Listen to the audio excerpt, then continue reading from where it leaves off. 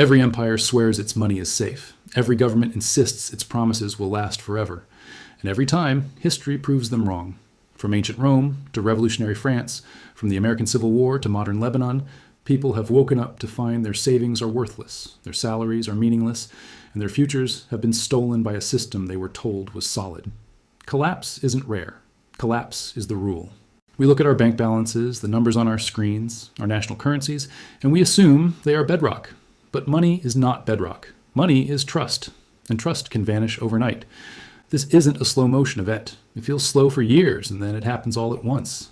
Ask the people of Argentina, who have seen their currency reset multiple times in a single lifetime. Ask the citizens of modern Lebanon, who woke up in 2019 to find their life savings, held in stable US dollars, or trapped behind locked bank doors, gone forever. When the system breaks, the rules change, and the only thing that matters is what you can hold, what you can prove, and what you can do. When the trust breaks, when the system fails, what is left? What actually survives? This isn't investment advice. This is a history lesson. A lesson in survival, taught by the ghosts of empires that have already fallen. History shows us that in every crisis, there is a massive transfer of wealth. It's a transfer from those who trusted in paper promises to those who held something real. Today, we are looking at the 5 assets that have survived chaos, crisis, and collapse time and time again. The first and oldest surviving asset is also the most obvious: monetary metals, gold and silver. There's a simple reason for this. Governments cannot create them. Every government in history has eventually faced the same temptation. They need more money than they have. They have wars to pay for, or expensive projects to build, or a population to keep happy. And when faced with the hard choice of raising taxes, they always choose the easy path. They create more money from nothing. In the ancient world, they called this debasement. We've discussed this before, but it is the key. The Roman Empire was built on a silver coin called the denarius. It was trusted because it was nearly 100% pure silver, but in 60 AD, Emperor Nero wanted to build his golden house and pay his armies. He ordered the mint to do something new: melt down the pure silver coins, mix in cheaper metals like copper, and make more coins. It was the original sin of inflation, and once that line was crossed, it was never uncrossed. For the next 200 years, subsequent emperors repeated the process. By 265 AD, the once mighty silver denarius contained less than 0.5% silver. It was a bronze coin with a fake silver wash that wore off in your hand. What do you think happened?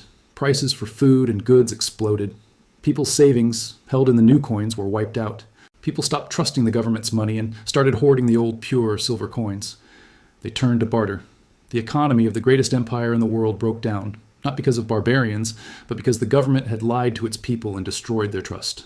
The Byzantine Empire, which came after Rome, should have learned this lesson.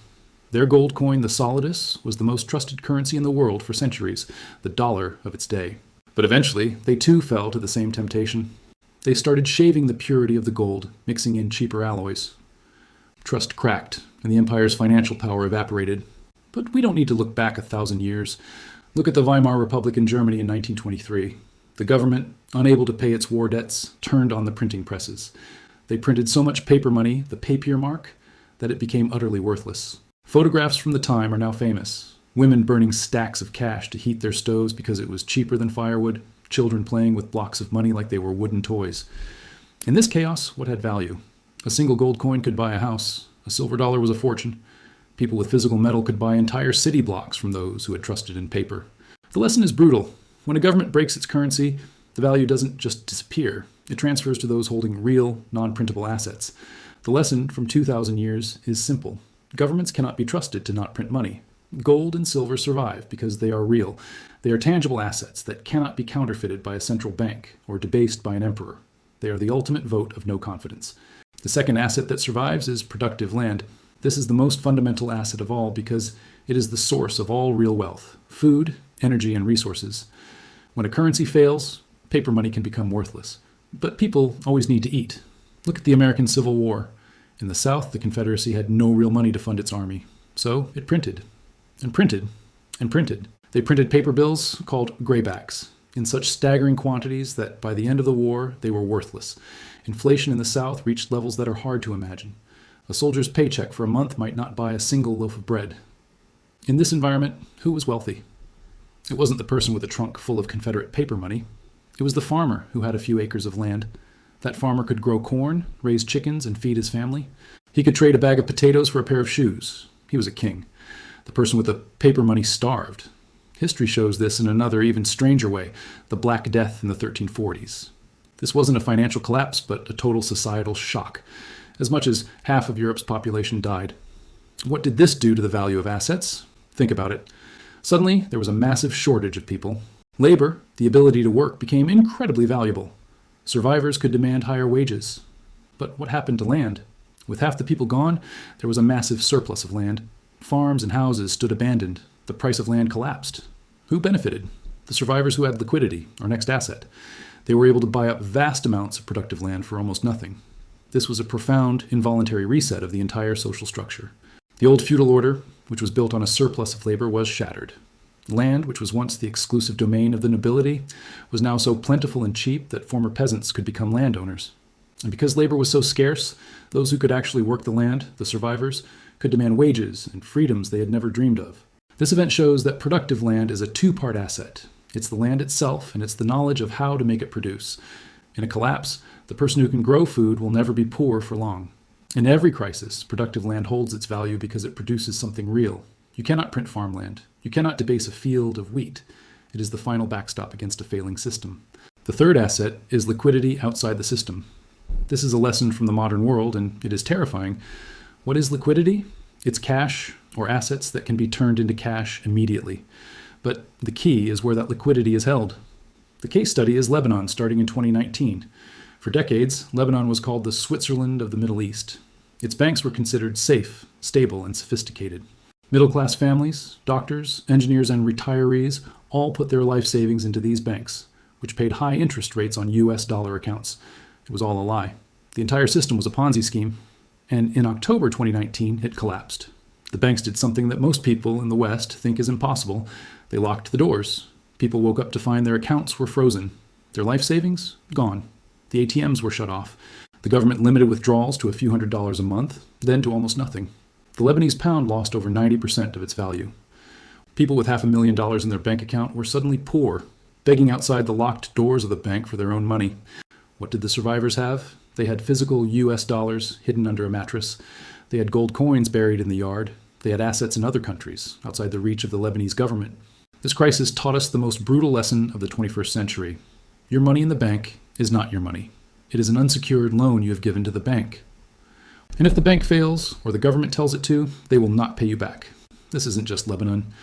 Look at the two big-to-fail banks of Renaissance Florence in the 1340s. The Bardi and Peruzzi families ran the most powerful banks in Europe. They lent a fortune to King Edward III of England to finance his wars. He defaulted. The banks collapsed, and the entire city of Florence was plunged into a depression. We saw this again in the 1930s in the United States. During the Great Depression, thousands of banks failed, taking the savings of millions with them. The people who had trusted the banking system were wiped out, but the people who had pulled their money out, the ones who had liquidity outside the system in the form of cash, gold, or silver, were the ones who survived. More than that, they were the ones who were able to buy assets, businesses, stocks, and land for pennies on the dollar from those who were desperate. The crisis was a tragedy for those who trusted the institutions, and the greatest opportunity in a generation for those who did not. Too big to fail has been a lie for 700 years. Real liquidity is not a number on a screen. It is an asset you can hold in your hand, that you can access when the banks lock their doors and the ATMs go dark. The fourth asset is more of a strategy. Avoid debt in a foreign currency.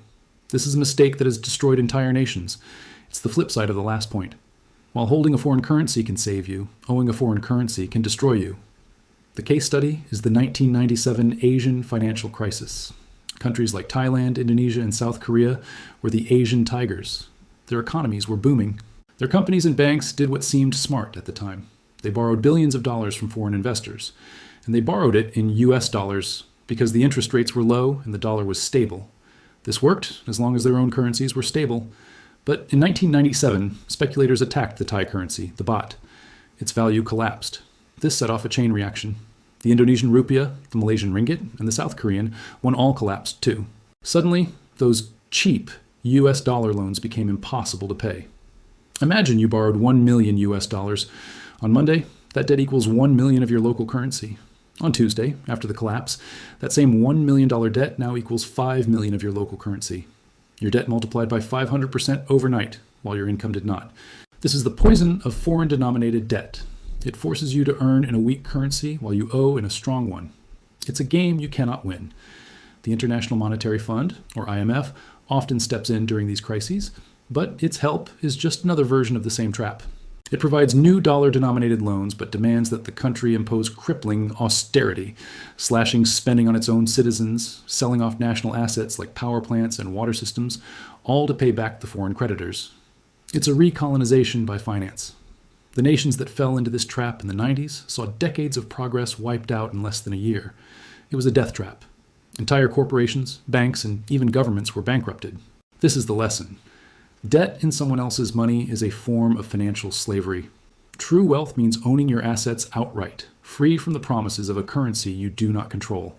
The fifth and final asset is the most important, because it is the one asset that cannot be seized, taxed, or inflated away. It is productive skills. In every collapse we've studied, there comes a point where money itself loses all meaning. Look at revolutionary France in the 1790s. The new government, just like the Romans, needed money. They seized land from the church and printed a paper currency called the assignat, promising it was backed by land. But they printed so many that they became worthless. In Paris, people rioted for bread. A person with a suitcase full of assignats was poor, but the baker who could still make bread, he was rich. The farmer who could grow food, he was rich. The craftsman who could repair a wagon, or the merchant who could move goods, they were the ones with real power. Think about the Soviet Union in its final days, as we've discussed. A university professor of Marxist theory, a high-ranking party official, their skills were suddenly worthless. But the man who could repair a tractor, the woman who knew how to preserve food, the black market merchant who could get a pair of boots or a bottle of vodka, those people had real bankable wealth. In a crisis, the economy reverts to reality. It stops valuing abstract promises and starts valuing tangible results. Can you fix a car? Can you build a shelter? Can you purify water? Can you set a broken bone? Can you grow food? These are the skills that represent true indestructible wealth. In a crisis, the economy simplifies. It returns to real needs. People still need to eat. They still need shelter. They still need things fixed. Your skills, your ability to build, to grow, to create, to heal, to repair, to teach, to move real goods, that is the ultimate store of value. It is a form of wealth that is stored in your mind and your hands. No government can print it, and no bank can freeze it. When the financial system collapses, the person who can produce tangible value will always survive. Money is just a medium of exchange. Real wealth is the ability to produce. History has shown us the pattern again and again. The names change, the empires change, but the physics of finance does not. Paper always returns to its intrinsic value, zero. Debt always becomes a master or a tool, and real value always, eventually, returns to what you can hold in your hand, what you can stand on, and what you can do with your mind. The transfer of wealth is coming. The only question is whether you will be one of the many left holding promises or one of the few holding something real.